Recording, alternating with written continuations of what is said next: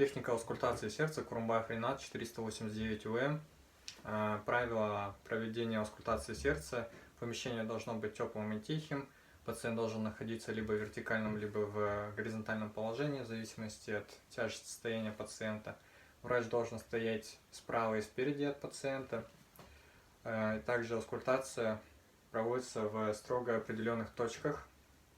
Перед аускультацией мы должны попросить пациента оголить свой торс по пояс.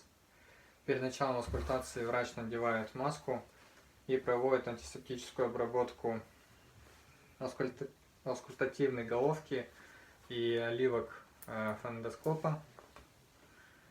Аускультация проводится, получается, на выдохе и задержке дыхания пациента.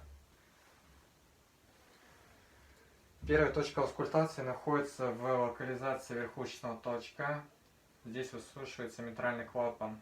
Он находится в пятом межреберье левой грудной клетки на 1–1,5 см внутри от среднеключичной линии.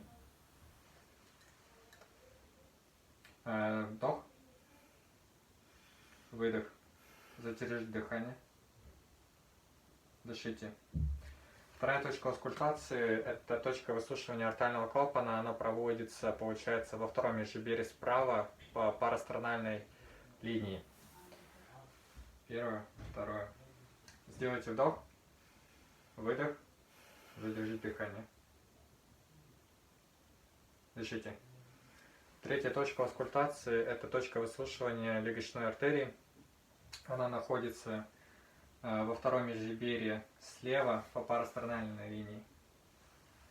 Вдох, выдох, задержите дыхание. Дышите.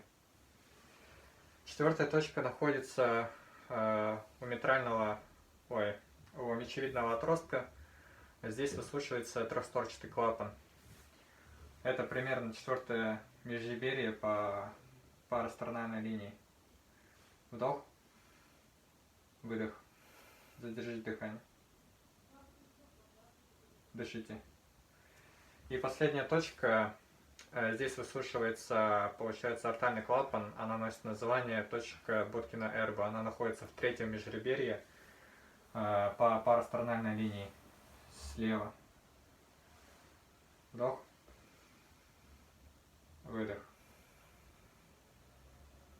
В этой точке выслушивается артальный клапан. В заключении аускультации сердца мы, получается, описываем основные тона сердца и дополнительные тона. Основные — это первый, второй, дополнительные могут быть третий, четвертый.